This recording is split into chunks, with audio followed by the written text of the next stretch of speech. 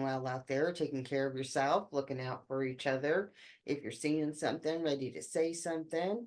And tonight's case, I really did like a deep dive on this one. It's another Colorado crime. I do love to cover cases that are close to home. I do remember when this one was going on, but I was actively working, I think, a couple of different ones. So I'm circling back to it now. This case is still in progress, so anything I say right now is strictly, surmising, thinking what if. None of this is written in stone right now, because the verdict hasn't been made. There has been a preliminary hearing. The affidavit was like 50 pages long in this case. And it is regarding a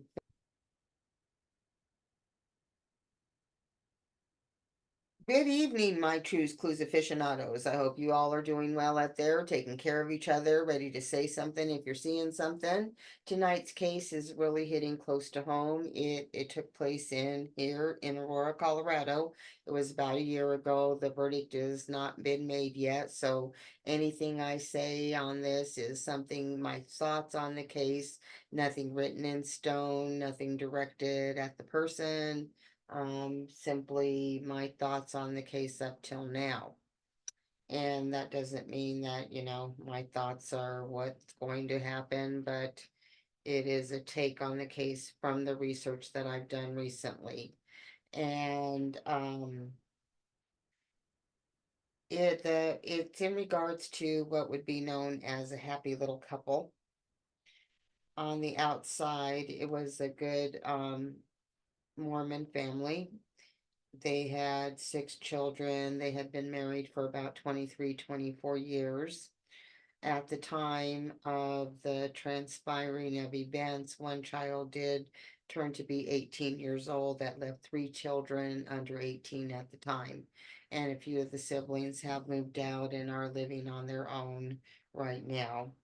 When this first happened, there was a GoFundMe that was set up to provide care for these children because they had lost both of their parents pretty close to the same time.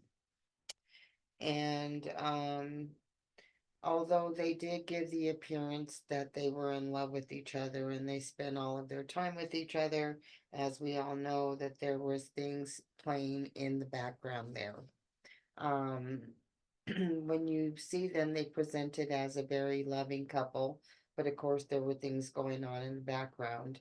Apparently, he may have had some issues, gambling, affairs, and maybe not managing money very well.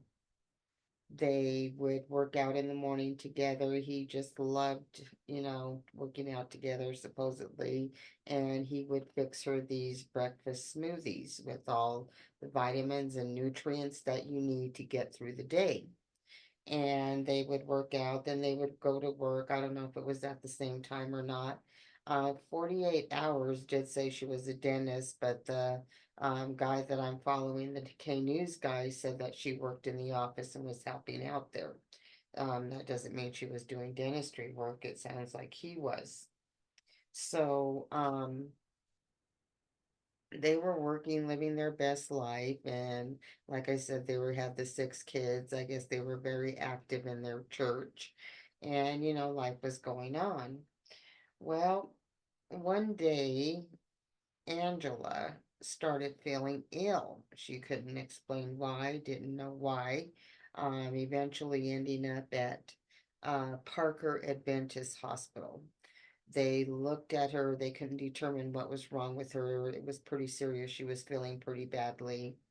And eventually she felt a little bit better and she went home.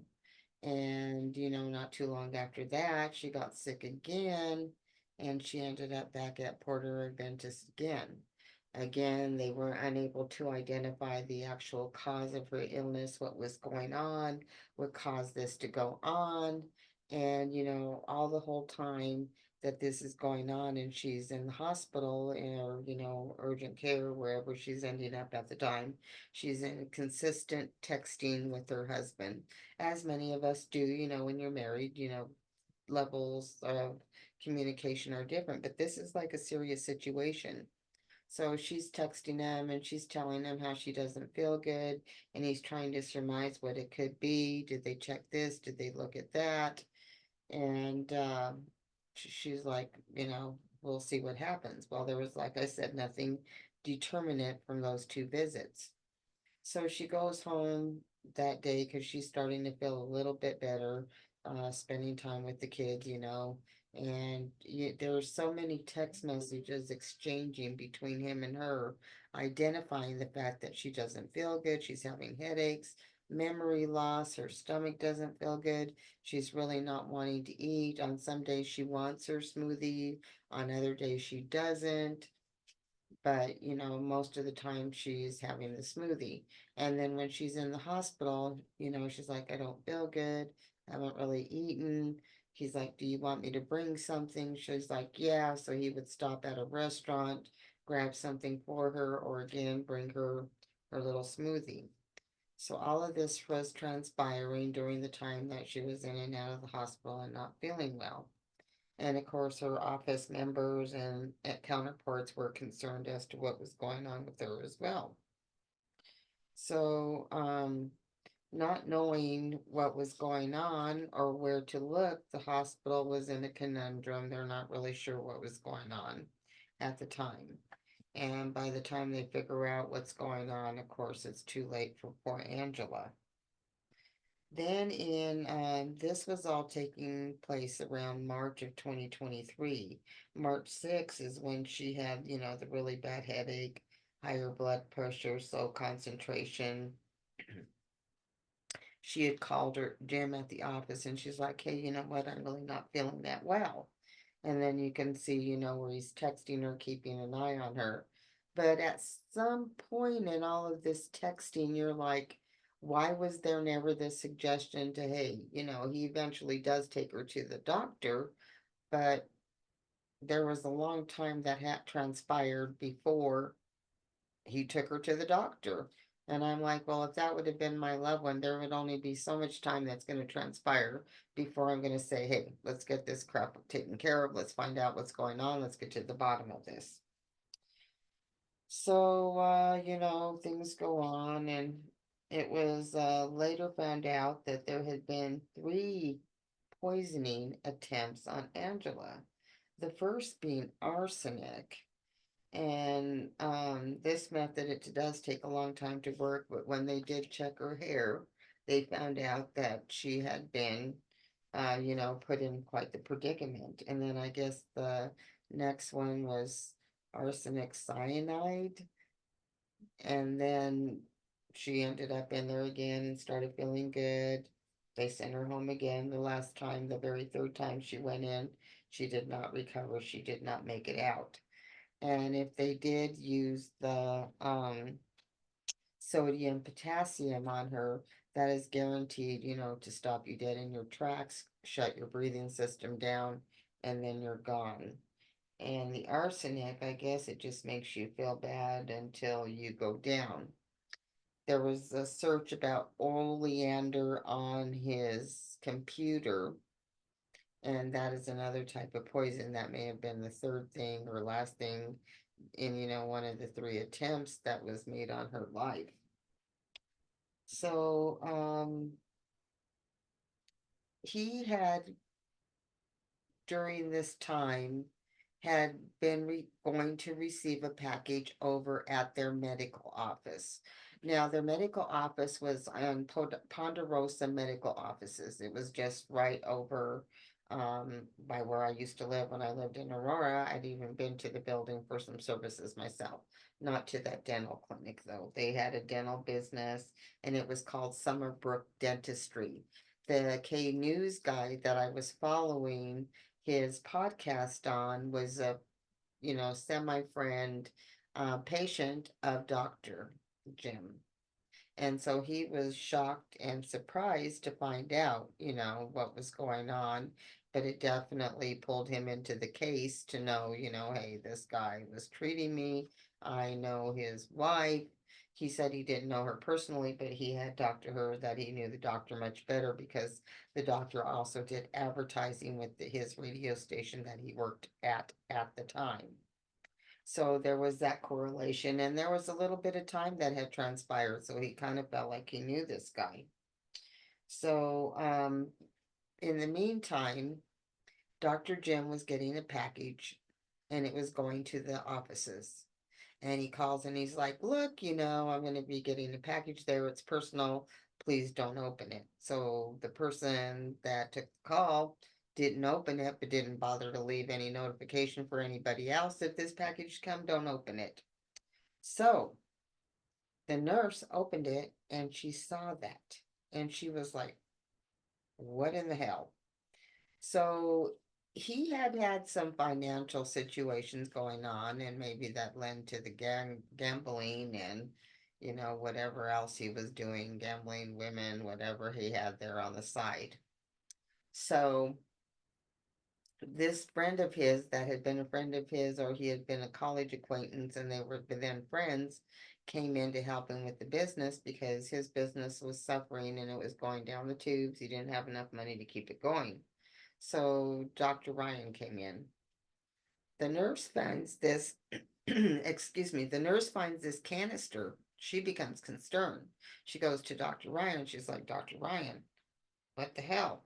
Dr. Ryan's like, I don't know, but we need to let somebody know about this because he made the connection that, um, the wife had been getting ill, had been going through all this thing, appearing like poisoning, connecting the dots, and then became very suspicious of Dr. Jim. So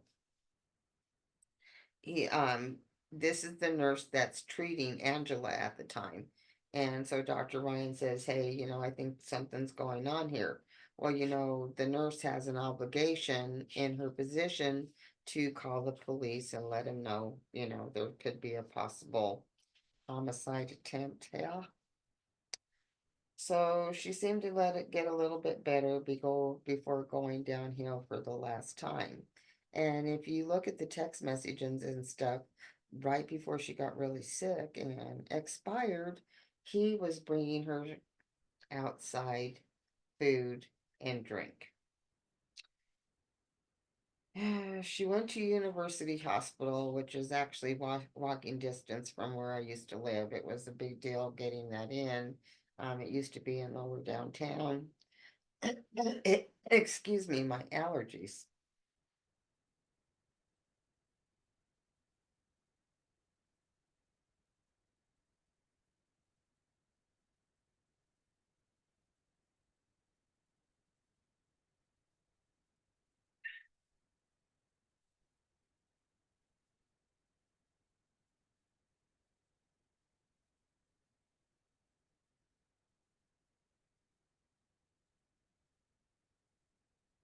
For her third and last visit, she was over at University Hospital. University Hospital is just right off of Colfax and I believe Peoria. Would be the biggest cross streets to there. It was really close to my old house when I lived in the city. And they checked her in. She wasn't feeling good. She got a little bit better. In that meantime, Dr. Jim did bring her outside, source of sustenance, drink, and food. Then, and I believe it was after that, I'm not sure. We'll find out as the trial goes on there, but I do believe that's what the affidavit was saying, that she then became much more ill at that point in time.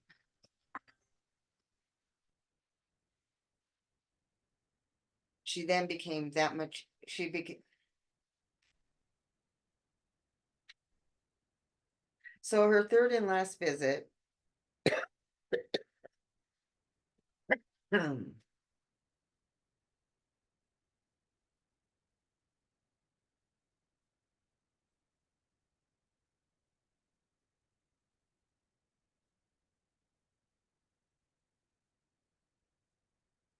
her third and last visit was to University Hospital. And when she was first there, she did start to feel better.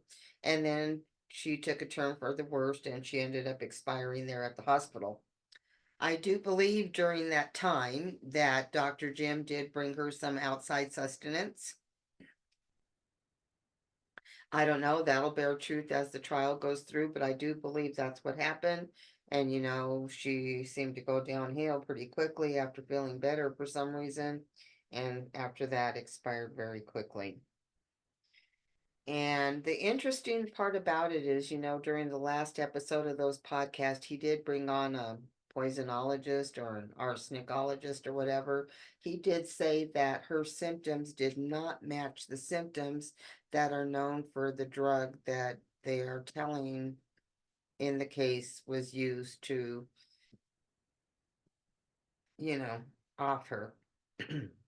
He seemed to think there could be other forces at play, that maybe somebody was setting him up. He didn't actually say that out loud, but he said it was kind of suspicious circumstances the way the accusations were coming out. So whether this is true, because I don't know that much about poisoning, they do say it has become quite a bit more popular recently for whatever reason. They seem to think that the person that is getting poisoned will not notice the difference, and then be like, hey, I don't feel well, and then the person, like in this instance, is like, hey. And I do believe that Dr. Jim, in his text message was very caring and very knowing. But how many times have you seen on a crime show where the text messages that go back and forth between a couple or whatever provide proof that, this person is responsible for expiring the person at hand? So it's kind of interesting all the way around as far as that goes. And, then the truth that came out afterwards about Dr. Jim activities and the do not open to the nurse, and it was sodium potassium. He ordered the sodium potassium off of Amazon, if you can believe it or not, and it was like $13, and he could order it because he had a DEA number. He said he was doing some facial reconstruction and needed this to do some electrolysis on some metals, which I guess is a pretty normal thing that goes down for the type of situation that he was referring to. But apparently, the whole world was in shock that you were able to get on Amazon and order that. And I guess there's other places that you can order it as well. So he had this email. It was jimandwaffles@gmail.com, and this was his alternative id, I believe. He was out there ordering or doing research, on different poisonings. He also talked to his side pieces on that email. I mean, he was just living his best life with that email because nobody knew about it. So he had gone to a convention out in Vegas, and he met himself a girl. And I don't know how deeply involved they were. She did this little TV show. She said they would only be, a few times, but she did fly out here to Colorado a couple of times to be with him as well. But she was also aware, she tries to say that he had a wife and was concerned as to what was going to the wife. And maybe he said, hey, she's just so sick. I don't know what's going on. I need a side piece. I need some support or whatever. And her marriage wasn't good. So whatever happened, she ended up getting a divorce in the long run, which is the way it should have been. And the nurse, of course, did, rat him out and let him know that he had stuff coming there that was highly suspicious. The office manager also found his behavior quite suspicious during that time. He kept going into treatment room number 9, and he'd be in there in the dark, I guess, looking at his phone doing research. When they looked at what he was doing, he was definitely working the internet there, doing his thing, looking up stuff he was not supposed to. This type of poisoning, how does that act? Where can you get that? The whole oleander thing, which is a highly poisonous flower.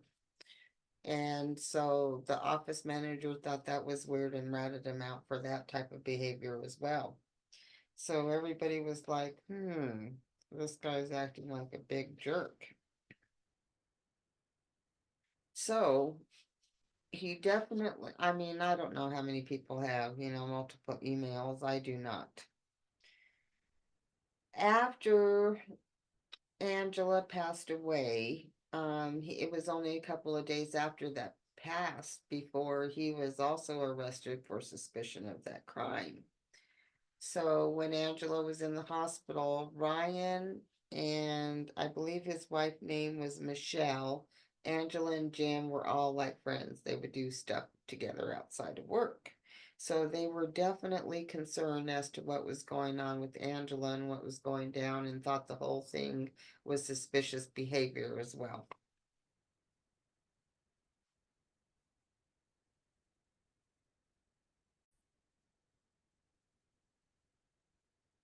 So when Angela was in the hospital at University Hospital, and Michelle and Ryan had been up there to see her, they thought the whole thing, stunk like rotten meat that had been sitting on the floor for days. So he goes down to his car and they're on Bluetooth, and him and Dr. Jim and Dr. Ryan are speaking. And Dr. Jim is like, yo, dude, don't, go to the policia because if you do, I'm going to get in trouble and I can explain what's going on. So he's trying to pass off some kind of crazy ass crap about how him and Angela, they used to joke around with each other all the time because they're just horrifically funny individuals. And they always used to tease each other about trying to off themselves.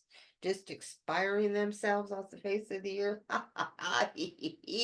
And that's why he ordered that last poison, the sodium cyanide or whatever you want to call it. And they're like, what? Yeah, I was just going to use it as a joke on her because she's always telling us that she wants to expire her. Well, that's an interesting story because he had tried to poison her once before. He provided her the story that he wanted to off himself, and apparently that's what he used to talk about. I think one day he figured, why do it to me when I can just do it to you? So he tried to put her in an extreme sleep state, he said, so he would not be able to stop him from enacting his dreams of expiring himself.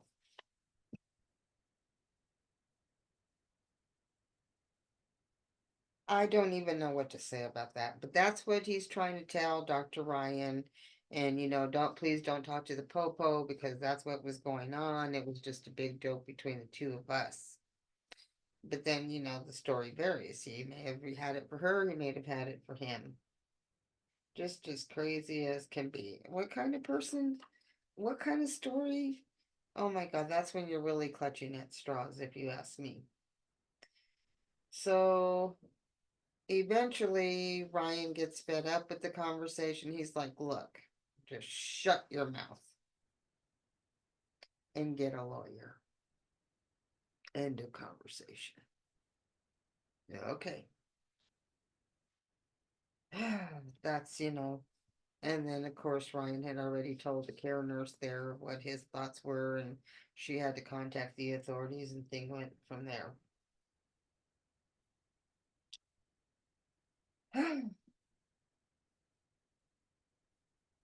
It was so sad. I have to keep referring to my notes because I wanted everything to kind of be in order. It was so sad to me in the text messages that transpired between the two of them. He's always claiming to check up on her and he's concerned. But even though she's there on death's bed, she is always, always, always, always concerned with his health and well-being and the kids, and they talk about feeding and regular mundane things that mothers only are going to, no, well, mothers mostly, but only be concerned about their children.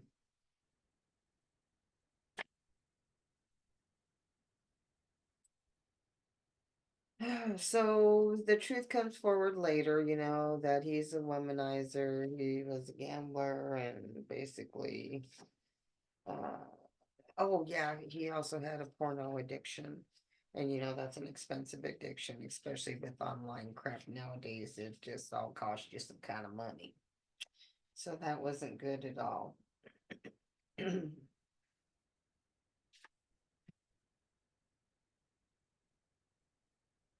So I think that it was surprising to her, as quickly as that happened. But according to what I've read about the poison, that it just shuts down your breathing system right away and you pass away, which is why the poisonologist or the narconologist said that it was unusual that she would have had to be hospitalized if that was the type of drug that was used for poisoning her. Now, I don't know. Like I said, all of this should come out in court. Um, it was interesting to me in the text messages that were transpired between the two of them that at one point, he would try to get a little spicy with her.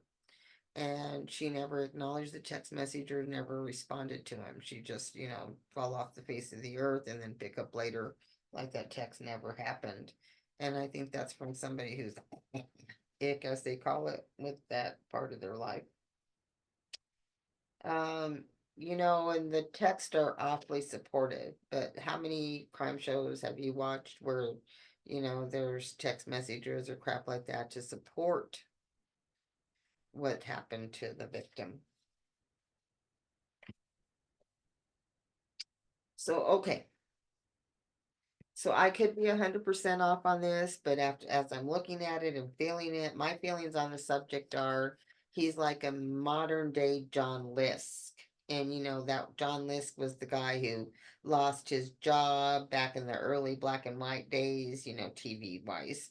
And he would go to work every day, but he really didn't have a job that he was going to. He had a very expensive house, had all of his kids and his mom living with him. One day he goes home and he just offs the whole family, turns the air conditioning on, throws the bodies all in a pile.